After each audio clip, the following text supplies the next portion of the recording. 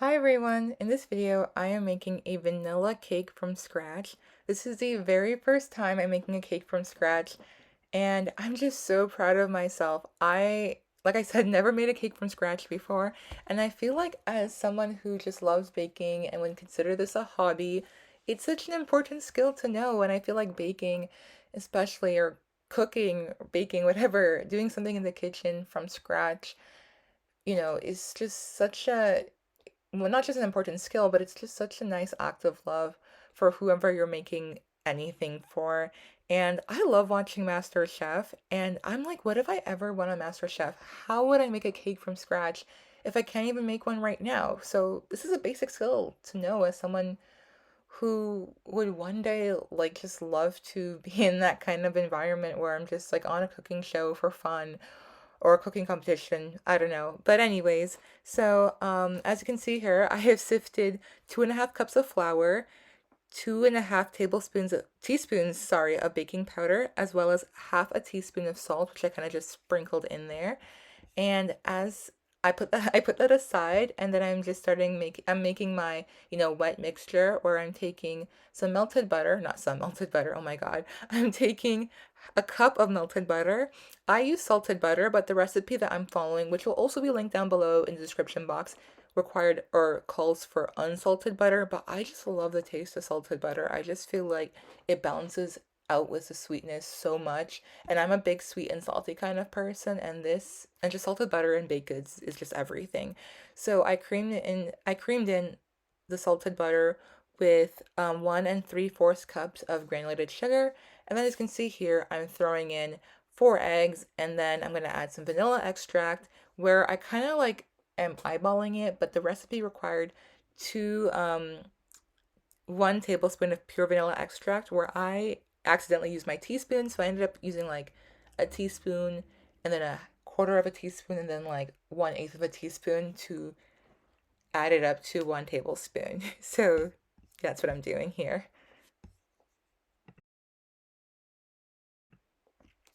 But as I said before, and you're gonna see I'm hand mixing this all in. I'm just so proud of this recipe. I made this cake for my little brother. It was for his birthday, and it was just a random thing. I'm like, what can I do for his birthday? Like, let me just make a cake from scratch because it's something I've always wanted to do.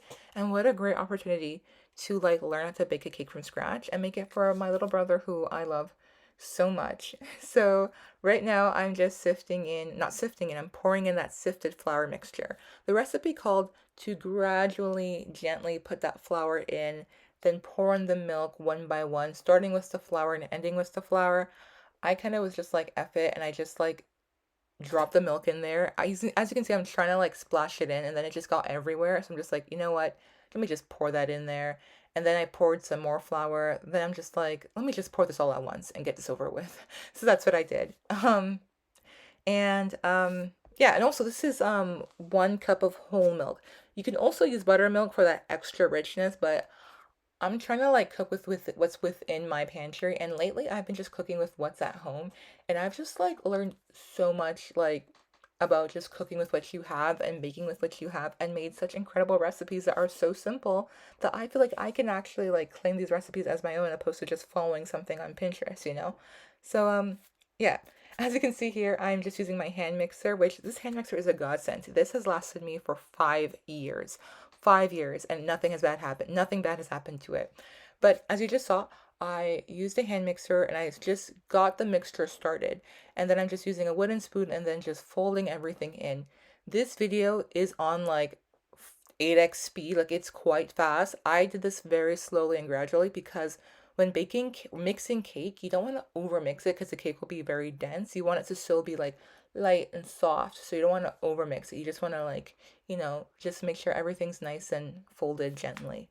So that's what I did. So as you can see here, I have a very well greased pan and I'm just pouring the entire mixture in here. The recipe did call to separate your batter, like to divide your batter into two halves, or divide your batter into half, or anyways, whatever. It was to divide your batter into two even, you know, quantities, and then put it into two separate cake pans. I don't own two separate cake pans. and time was ticking and I had to celebrate my brother's birthday. So I just put everything into one pan and just hoped it baked through. It did bake a little longer because it was a much denser or like thicker cake as a whole, but it still came out tasting just as good as I think the original recipe probably tastes. So while that's in the oven, I work on my buttercream mixture, and this tasted so good. Like, let me not taste. This tastes so good. I could not stop snacking on it. It was the most delicious thing I made that day next to the cake. So to make this buttercream, I used confectioner sugar. Let me just check to see how much I used. I used 1 cup of salted butter, three and it's a 3.5 to 4 cups. I just used 4 cups because I really softened that butter was basically melted. And so yeah, 3/4 cups, no, 4 cups of powdered sugar with 1 cup of salted butter. The recipe called for unsalted butter, but again, I like salted butter. I feel like it just tastes better, and I like it when I'm using it for baking because it just balance out the sweetness. And then 2 teaspoons of vanilla extract.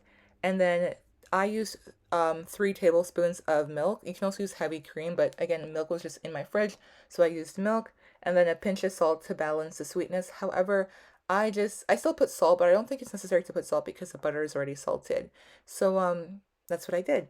And as you can see, the butter cream mixture looks a bit yellow, but like once I put it in the fridge and it's set, it became a lot more white looking. But anyways, as you can see here on the screen, I have my cake, and guys, I was just smiling so hard when I saw the cake because it came out as a cake. Like I baked a cake from scratch.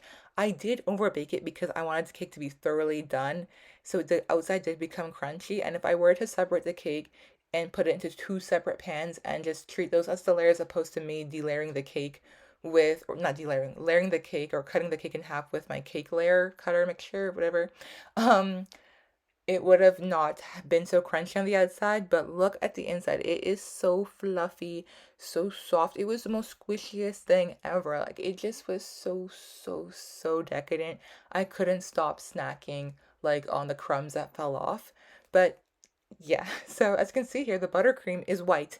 So before it looked yellow, but once like, the chemistry of it all chemistried and it was in the fridge, it like came out looking white. And then I'm just using a knife and cutting off the muffin top of my top layer and then just putting that aside, which became the best snack ever. Like my sisters and I couldn't stop eating it after we celebrated my brother's birthday. And this is where I kind of regret eating all that buttercream because I didn't have enough to decorate my cake. And you'll see here, but I just got a piping tip that looked like this. Now that I look at it, watching this footage, it looks like barnacles that you see on sea creatures or sea animals in the water, but it came out looking cute, so that's all that matters. Forget that I said it looked like barnacles, but it kind of does. Anyways, I'm just piping that on the the top cake layer, and just really, piping it. And then here's where I'm like, oh snap, I don't have enough buttercream. So I quickly make like a rationed amount of buttercream that I need just to decorate the rest of the cake. I did make more than enough, but like honestly, I'm not complaining because the buttercream tasted so good that I couldn't stop snacking on it after we celebrated happy birthday until I realized that, oh snap, this is actually me. I'm just eating butter and sugar. And I realized that that was not a good thing to snack on. But anyways, this is how the cake came out. And then here's the cake in regular lighting. So, it looks cute. It's really pretty. I'm really happy with how it came out. And I'm just piping the sides, just trying to get the most out of that buttercream. And, this is when I realized, oh, having a cake spinner to like a cake turntable to turn the cake as I'm piping it would be so necessary, but I'm not there yet, and I'm trying to save money as I'm now an unemployed college grad who is just currently just spending money that she doesn't have. But anyways, um yeah, here's how the cake basically came out, and I'm just cleaning the edges so it looks like a circle, and just having my way and decorating it and just having fun at this point. So you can just watch me decorate the cake, add some sprinkles to the side, and just try to make it look as cute as possible for my little brother.